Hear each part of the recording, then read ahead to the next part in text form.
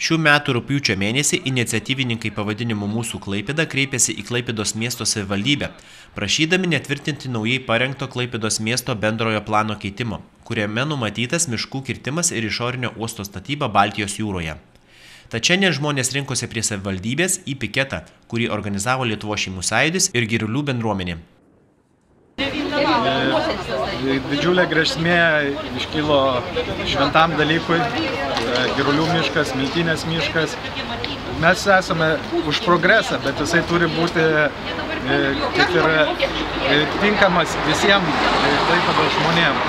Galima rasti būdų, kad išsaugoti gamtą, kad visurgi propaguojama žalia visa ekonomika, viskas. Nu, tai apie ką mes kalbam? Jeigu tu nori, kad viskas būtų žalia, o miškus reikia iškirsti. Tai visiškai prieštarauja visai tai ideologijai žaliai, viskas atsiremia į pinigus, kaip visą laiką.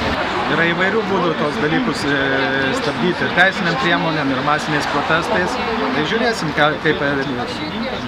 Manau, kad patvirtins šitą savivaldybę, šitą tarybą, šitą planą, nes dauguma yra žinom kokia. Bet mes nesustosim ir kovosim toliau už tai, kad išsaugoti Klaipėdą tokią, kad tai būtų tinkama gyventi visi. Jeigu valdžia priims šiandien ar anksčiau ar vėliau šitokį sprendimą iškirsti Girulių miškus, atsibus, man atrodo, visi miegantis.